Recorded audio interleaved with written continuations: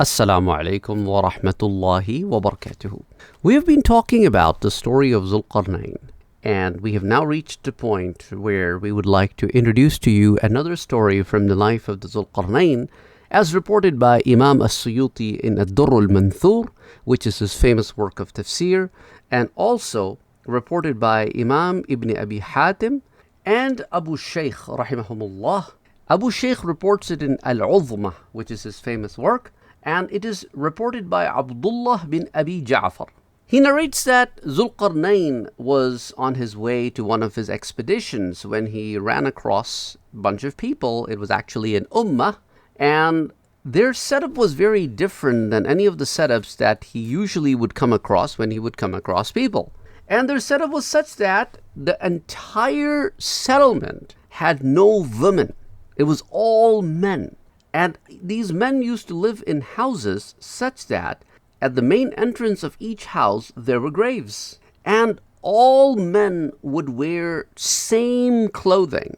There was no difference in the clothing that they would wear. You cannot differentiate who is the leader, who is at what status. Everybody would wear exactly the same clothes, same material, same type. So Zulqarnain came across one of the person from that settlement, and he asked him that it's quite strange the way you guys are settled. And I have never seen anything like this, that the entire settlement comprises of men only. And also, you have graves right at the entrance of your houses. And why is that? The gentleman said, we made this arrangement so that we never have the desires of the worldly affairs overcome us. We're constantly reminded that our final destination is the grave. We have to die.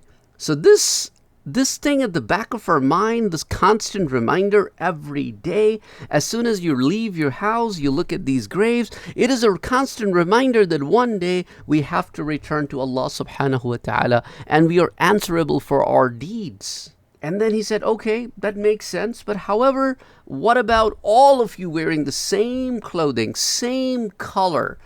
There is no differentiation between who is what. He said it is because of the reason that we do not want anybody to have any ego problems. Anybody should not have any feeling that I am inferior to somebody or I am superior than other people.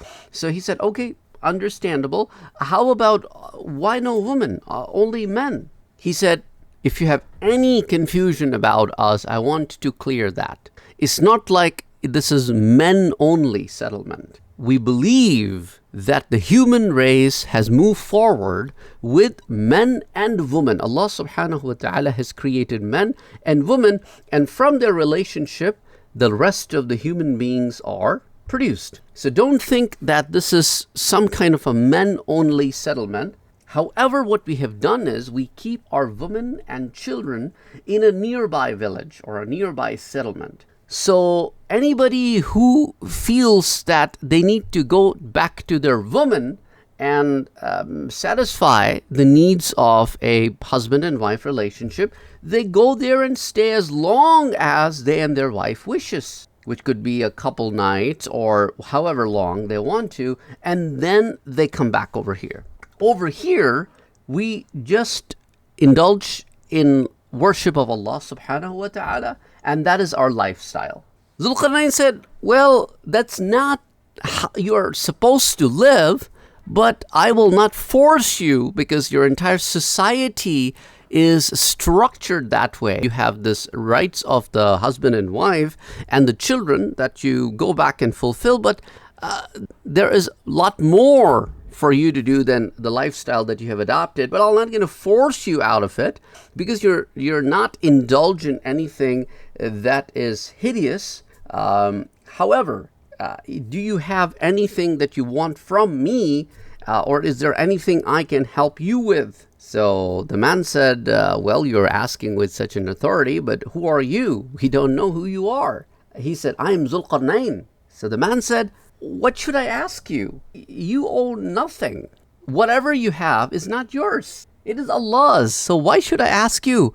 I will ask Allah subhanahu wa ta'ala. Well, Zulqarnain said, you know what? You're right, absolutely right. Whatever I have is given to me by Allah subhanahu wa ta'ala for you guys, for the ummah, for his creations. So that's why I'm asking you that if you need anything, if you want anything that you do not have direct access to, but I do, I can help you with that. So the man said, can you grant me something that is not in my fate? Or can you take away something from me that is in my fate? Are you capable of doing that? Of course, Zulqarnain was not capable of doing that, but that's what the whole point of the story is, that these people are extremely content and satisfied in whatever Allah subhanahu wa ta'ala had given them. Anyway, inshallah, we will continue with more stories from the life of Zulqarnain, but some other time.